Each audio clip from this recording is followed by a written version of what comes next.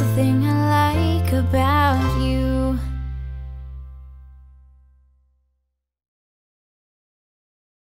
So Dr. Fornari is not only head of adolescent psychiatry, but it's for the entire network here on Long Island of what we now know as North Shore Hospital and LIJ.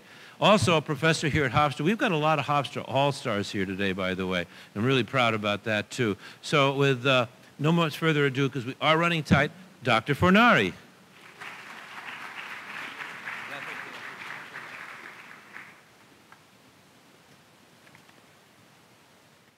If I could ask everyone here to please make yourself nice and comfortable in your seat.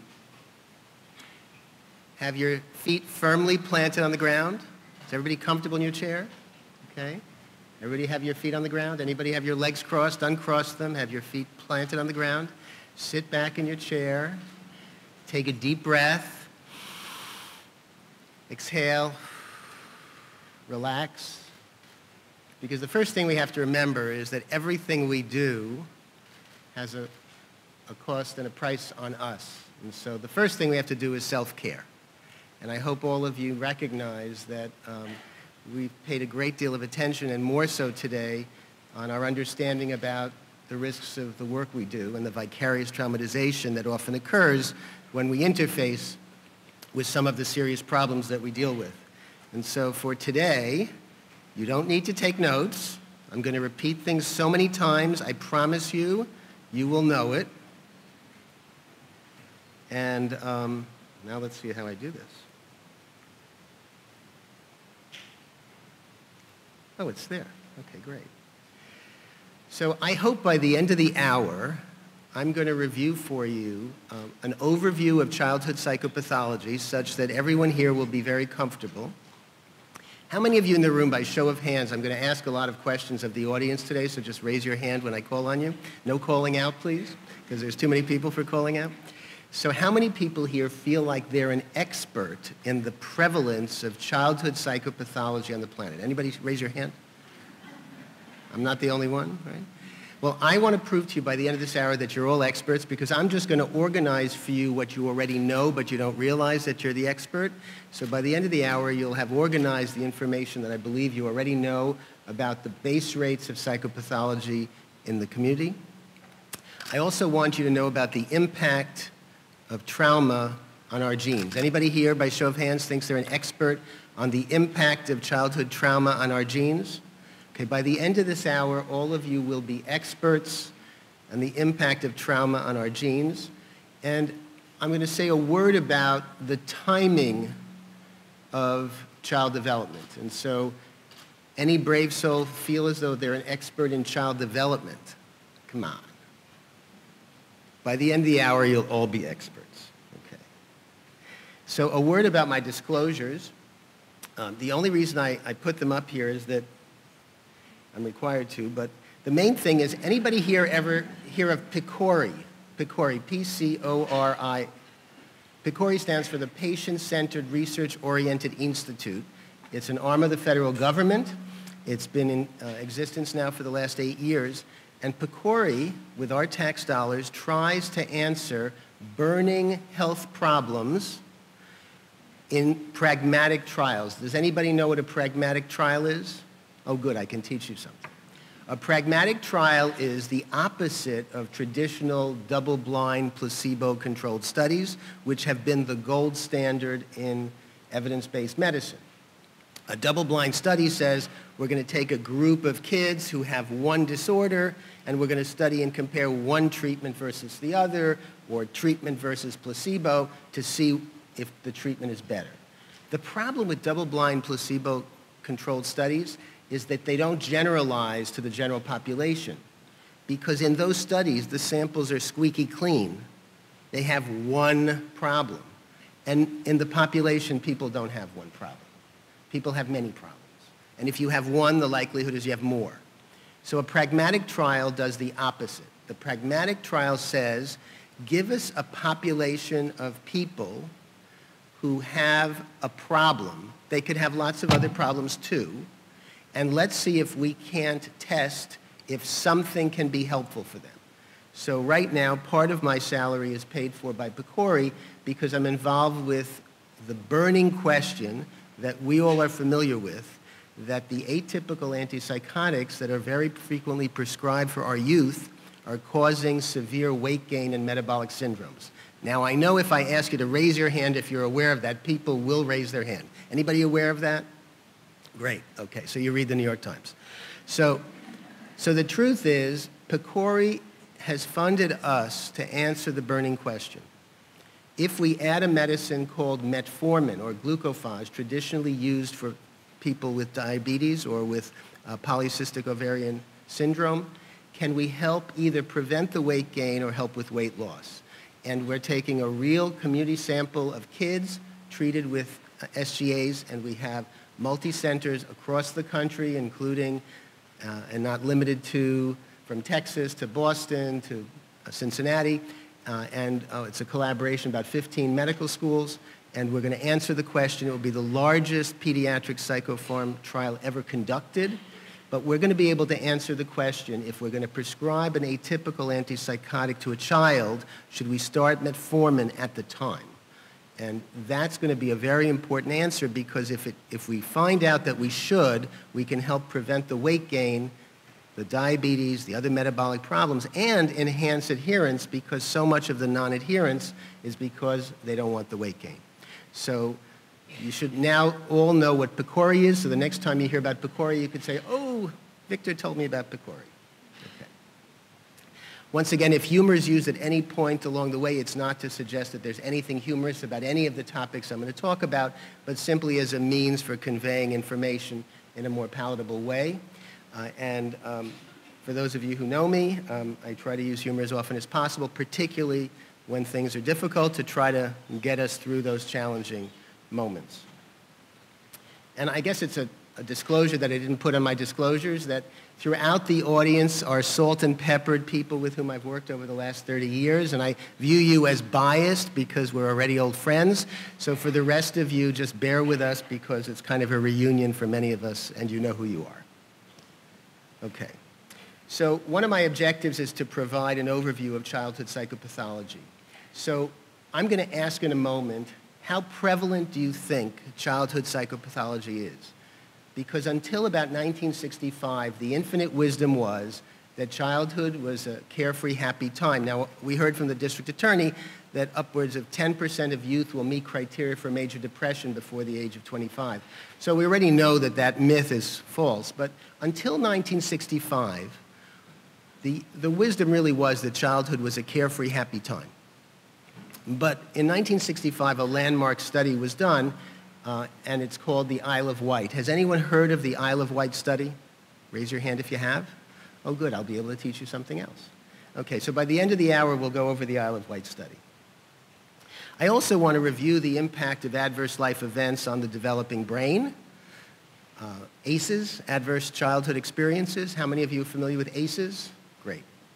And describe critical periods associated with early childhood brain development, because there are some. So I think in the interest of time, I may not show this link, but I'm encouraging you all, when you get back to your desks and you have a chance, look at this YouTube link on brain development. And it really does make brain development made simple. And my feeling is, until we can teach it, we don't fully understand it. So this is the kind of link that makes it so simple that you can teach it to anybody, parents, students, friends, colleagues, your clients, your patients, and it's a very valuable link. But I think in the interest of time, I won't go. If we end early, we'll come back to it, but I don't think we will. Okay. All right, so now the first opportunity. If we had an audience response system, you could all click and be anonymous, but since we don't, we're going to have to raise hands. So I hope this is not a bashful group. Is this a bashful group? Raise your hand if you're bashful.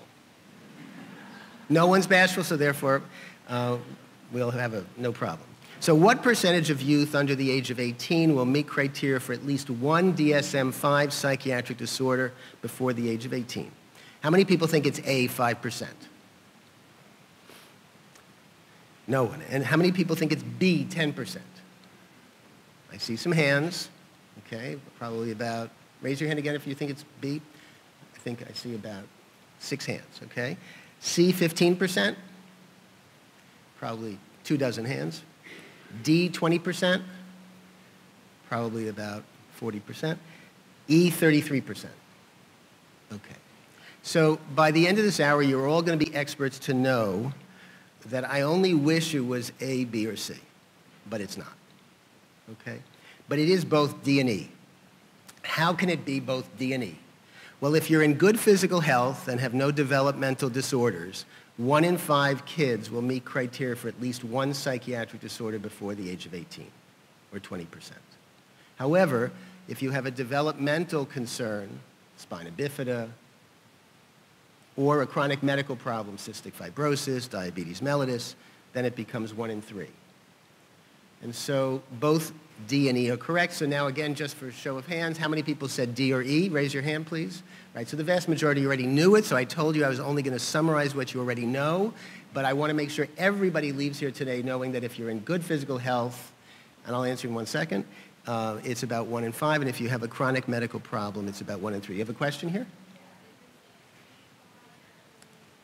This is global. This was the result of the Isle of Wight, which I'm going to summarize for you in just 1 moment. Okay? It's around the globe. Okay. Now, what percentage of girls will be victim to child sexual abuse, maltreatment prior to the age of 18? How many people think it's A, 5%?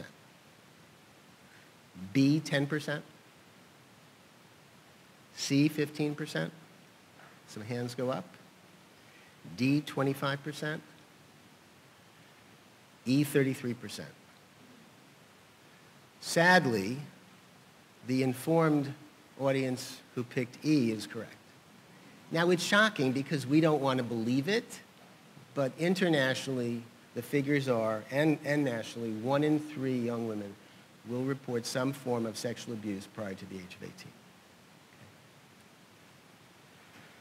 Okay, so now the study which I said is global.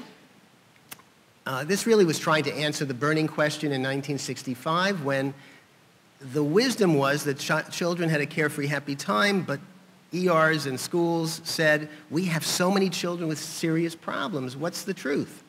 Anybody ever hear of the Isle of Wight? Do you know where it is? Somebody in the back? Where is it, please? It's off the coast of the United Kingdom. Right.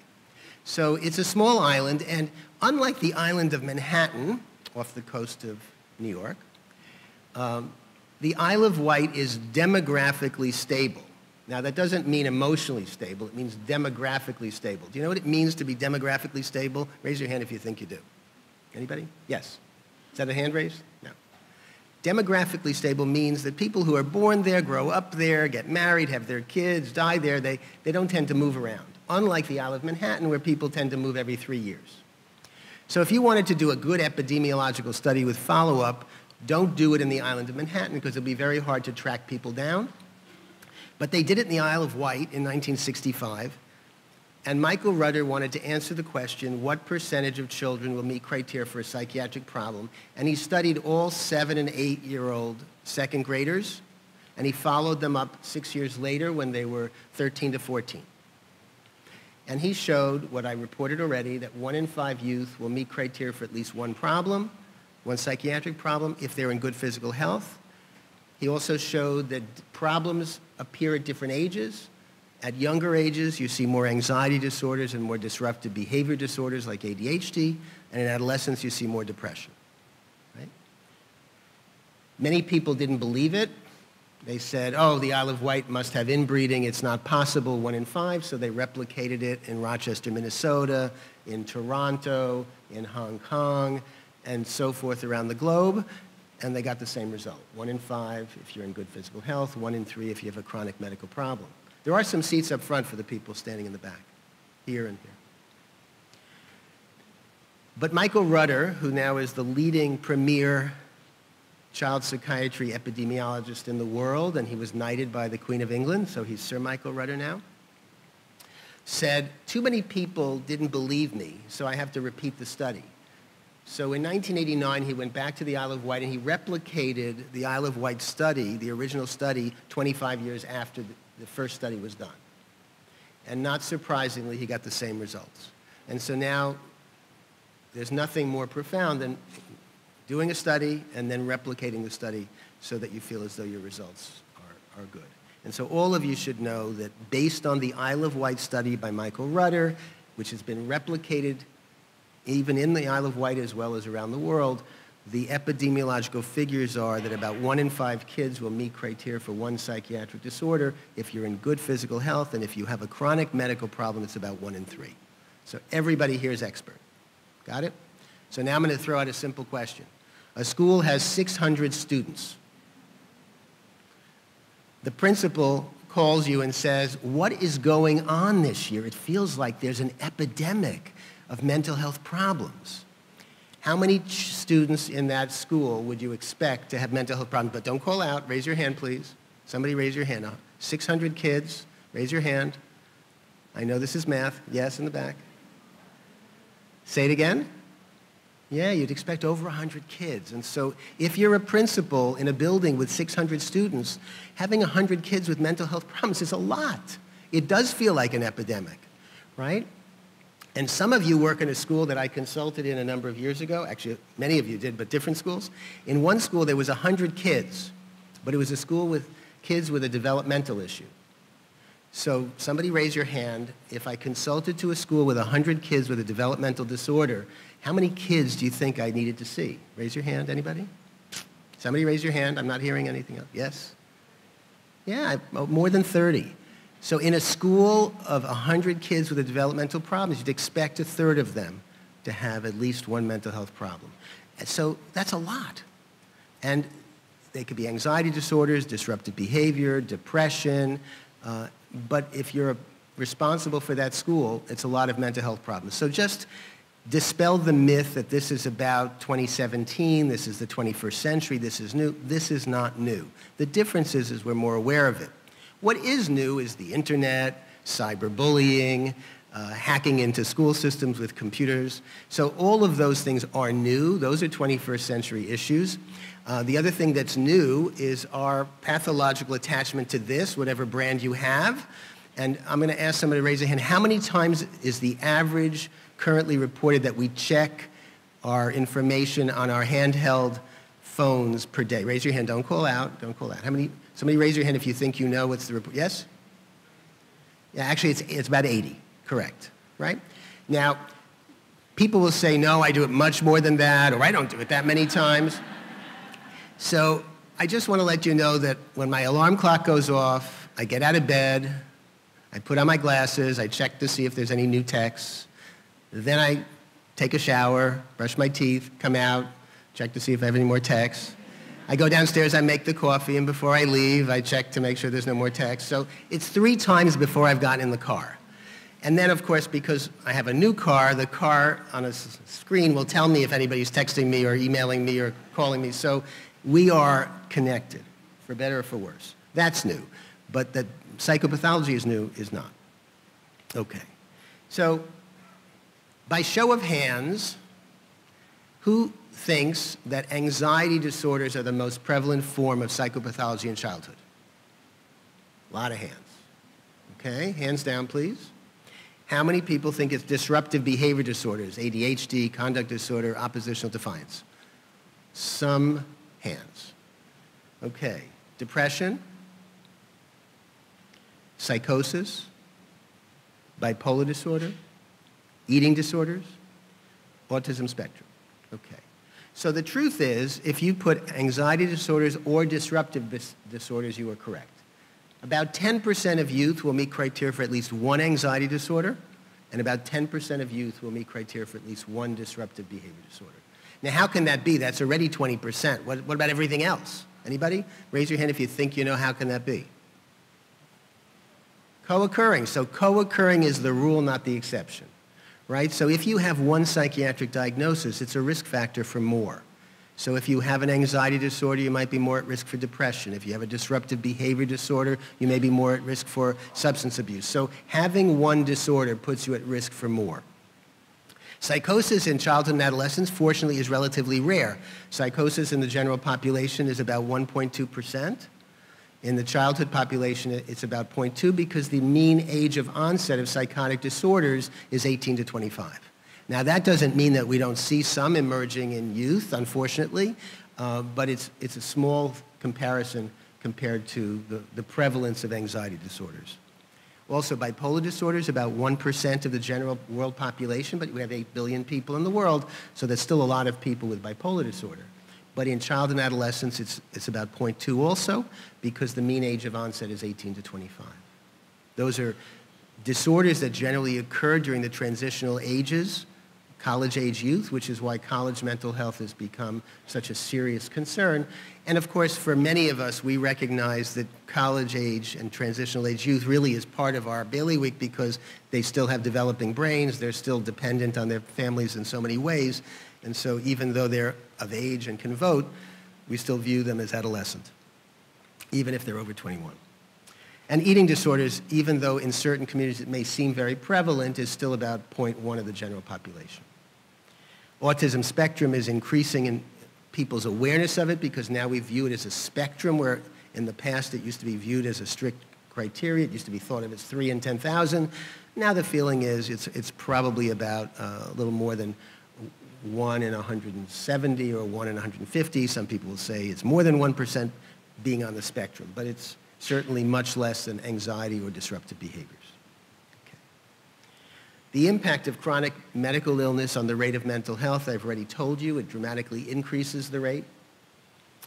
And the role of developmental disorders. Both of those findings were really 2 important findings of the Isle of Wight and something that we should be familiar. It's certainly impacted. And at the Children's Hospital where I work, we have a whole team of mental health providers caring for the kids with serious medical problems because we know that they have a high rate of anxiety, depression, etc.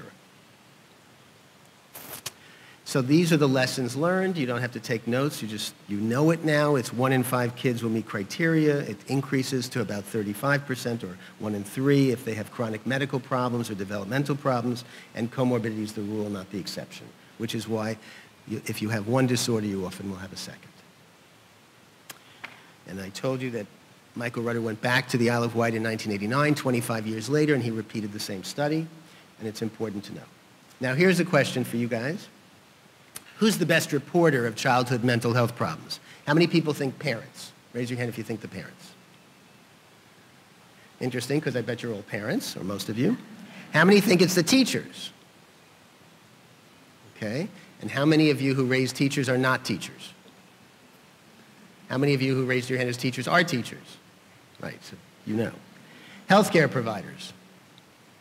How about the child or adolescent themselves? Okay, so if you said parents, teachers, or self-report, you're all right, but for different reasons, okay? So teachers are the best reporters of disruptive behaviors, inattention, hyperactivity, impulsivity, because they live it in the classroom for 6 to 7 hours a day. The self, the youth themselves, are the best reporters for how they feel inside, anxiety or depression. I saw a family yesterday who have a 17-year-old son who's been struggling with serious depression for 3 years. And when I asked the parent to fill out the parent version of the child depression checklist for the child, the mother wrote mild on each question, and the kid wrote severe, and the kid said, "Mom, but I told you for the past 3 years I think about suicide all the time." "I know, honey, but that's because you're watching too much television." So I said to her, you know, your son knows how he feels inside. And if he's been thinking about suicide for the past 3 years, although he's not done anything to try it, that's severe, that's not mild. So parents are not good reporters for how kids feel inside. The individual child or adolescent themselves is. But parents are also good reporters for behavior because they do view the behavior. So probably the best reporters for disruptive behavior disorders are the teachers, which is why teacher reports are so valuable. And youth self-reports are so important for anxiety and depression. We get questionnaires from parents, but frankly, those are probably the least valuable. And what do we know? Us healthcare providers, we rely on the teachers and the youth. So the truth is, people will come to me and they'll say, "Does my child have ADHD?" So I'll fill out, I'll give reports, I'll send them to the teachers send them back, and then I tell the parents, "Yes, your child has ADHD." And they say, "Thank you, doctor." And of course, I wanted to say it's based on what the teacher told me, but the truth is that for certain problems, teachers are the best reporters, and for certain problems, the youth themselves are. I listen to parents, we all listen to parents, but parents are often not the best reporters because we don't really know how our kids are feeling as well as others, and they know how they're feeling the best. And until the Isle of Wight study in 1965, no epidemiological study of youth interviewed kids. They were all based on parent reports, which is why childhood was viewed as a carefree, happy time, because if you ask a group of parents, does your child have any mental health problems, they're going to say no. Now, childhood trauma isn't something you just get over as you grow up. And how many of you are familiar with the pediatrician Nadine Burke-Harris? Raise your hand if you've heard of her. Only a few, so that's good, so I can teach you something else. We're going to see a TED Talk. How many of you are familiar with TED Talks? Great. So put down your hands. How many have never seen a TED Talk? All right, so at least for those of you who never seen a TED Talk, you're going to see a TED Talk by Nadine Burke-Harris. And she explains how repeated stress impacts physical health as well as mental health.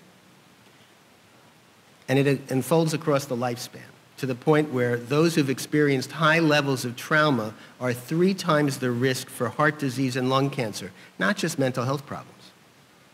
And really, this really speaks to the importance for everyone being monitoring adverse childhood events because it affects physical health, not just mental health. Okay, so this is Nadine Burke-Harris. And after you see it, turn your friends onto it because she's a powerful figure.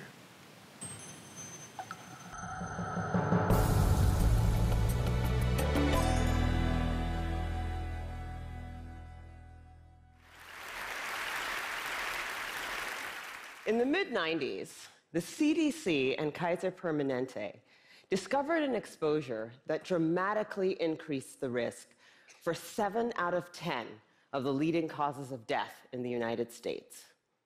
In high doses, it affects brain development, the immune system, hormonal systems, and even the way our DNA is read and transcribed. Folks who are exposed in very high doses have triple the lifetime risk of heart disease and lung cancer and a 20-year difference in life expectancy. And yet doctors today are not trained in routine screening or treatment. Now, the exposure I'm talking about is not a pesticide or a packaging chemical. It's childhood trauma. Okay, what kind of trauma am I talking about here? I'm not talking about failing a test or losing a basketball game. I am talking about threats that are so severe or pervasive that they literally get under our skin and change our physiology. Things like abuse or neglect, or growing up with a parent who struggles with mental illness or substance dependence. Now, for a long time, I viewed these things in the way I was trained to view them, either as a social problem, refer to social services, or as a mental health problem, refer to mental health services. And then something happened to make me rethink my entire approach. When I finished my residency, I wanted to go someplace where I felt really needed, someplace where I could make a difference. So I came to work for California Pacific Medical Center, one of the best private hospitals in Northern California, and together we opened a clinic in Bayview Hunters Point, one of the poorest, most underserved neighborhoods in San Francisco. Now, prior to that point, there had been only one pediatrician in all of Bayview to serve more than 10,000 children. So we hung a shingle, and we were able to provide top quality care regardless of ability to pay. It was so cool. We targeted the typical health disparities: access to care, immunization rates, asthma hospitalization rates, and we hit all of our numbers. We felt very proud of ourselves. But then I started noticing a disturbing trend. A lot of kids were being referred to me for ADHD, or attention deficit hyperactivity disorder. But when I actually did a thorough history and physical, what I found was that for most of my patients, I couldn't make a diagnosis of ADHD. Most of the kids I was seeing had experienced such severe trauma that it felt like something else was going on. Somehow, I was missing something important.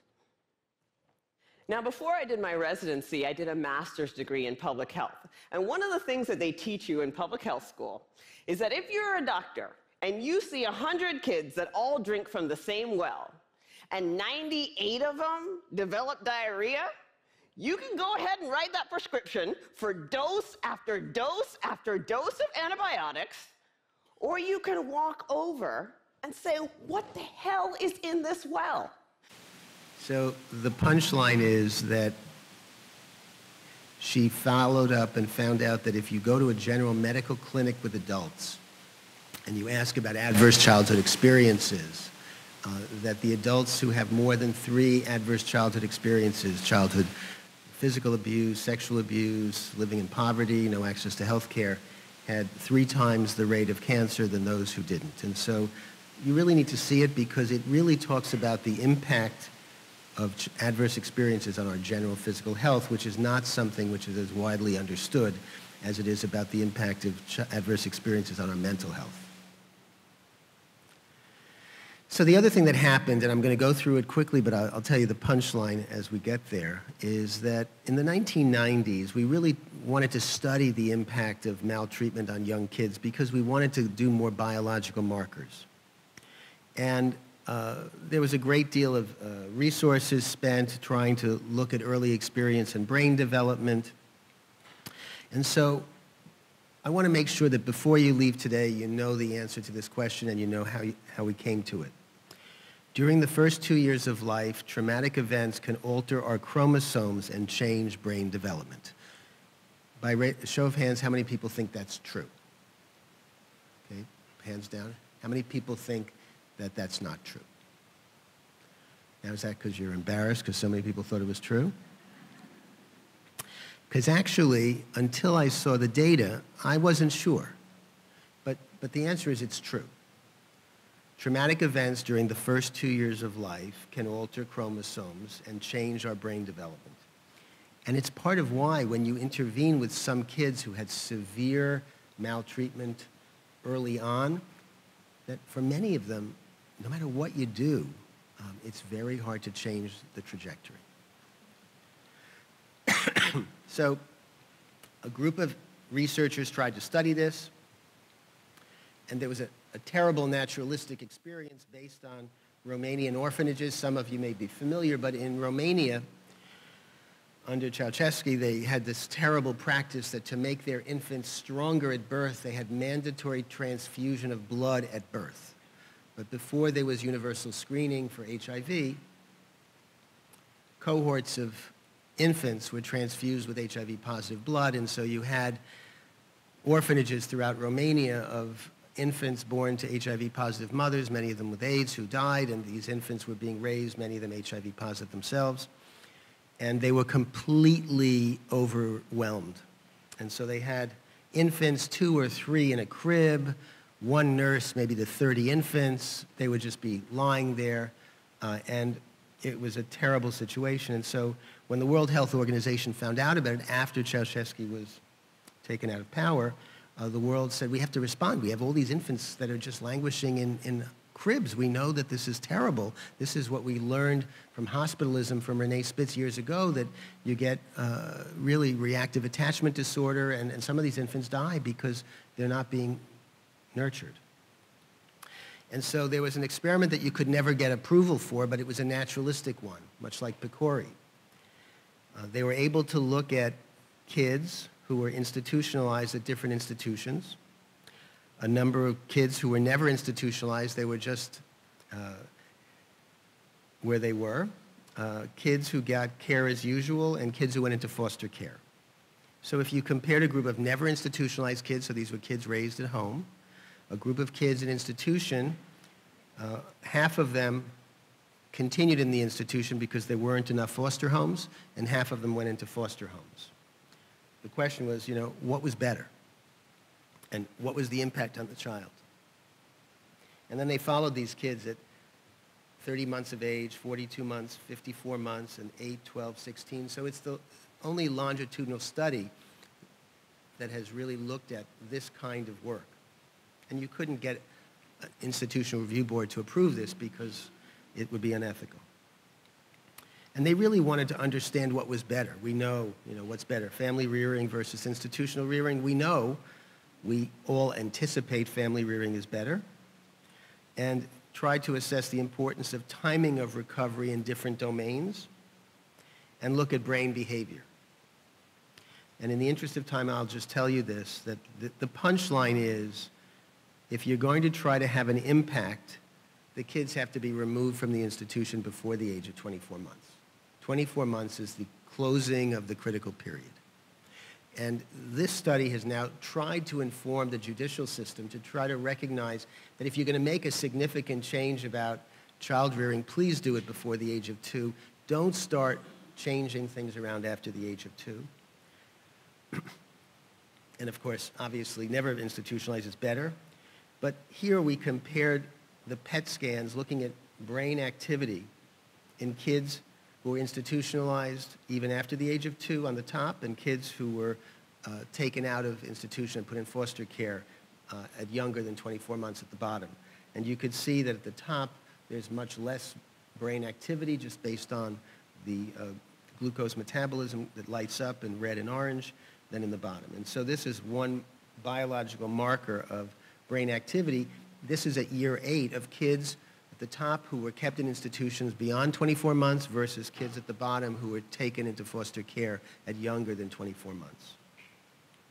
And so we know that brain development is impacted and that it's very important to try to remove these kids from institutions as early as possible, but certainly before 24 months.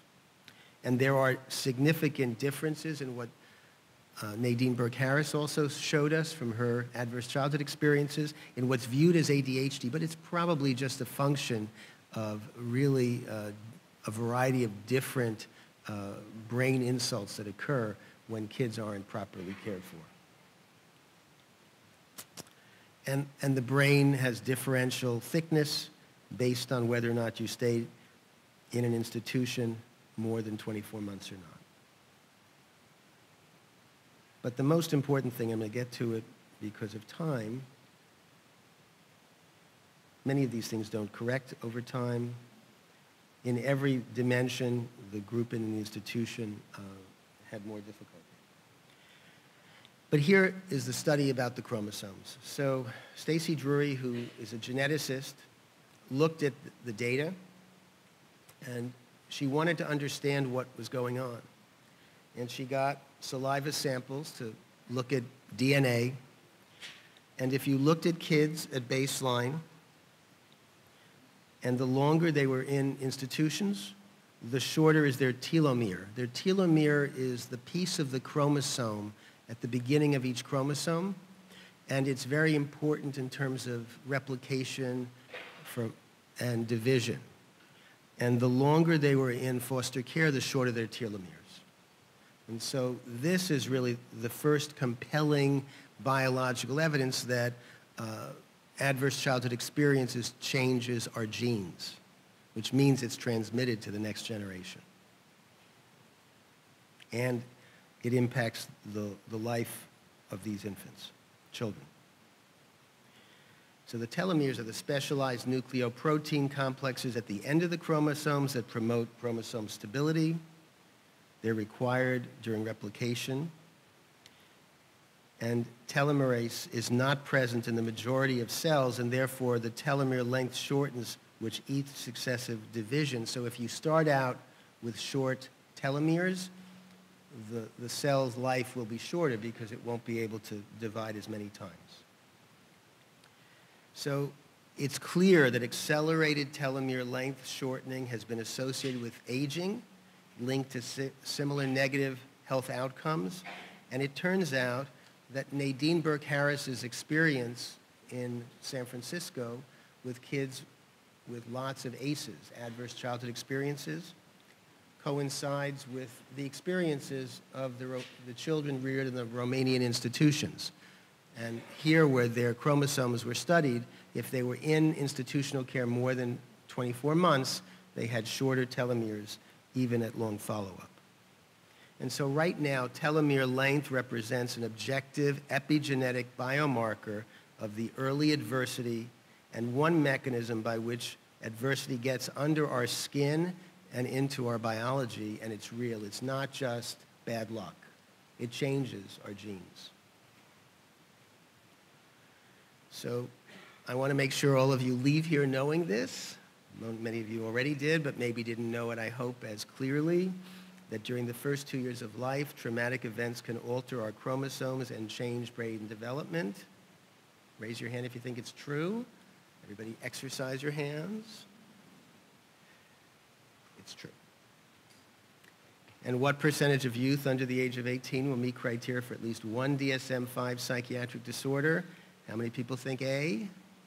Excellent. B, C.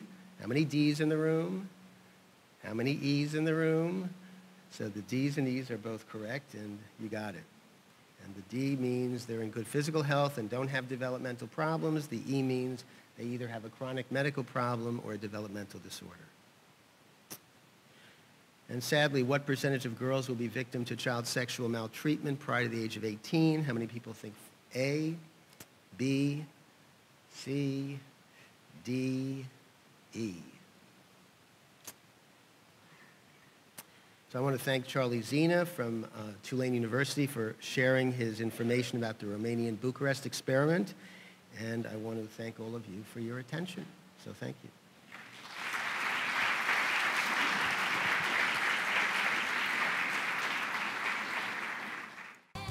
Just the thing I like about you. Just the thing I like about you.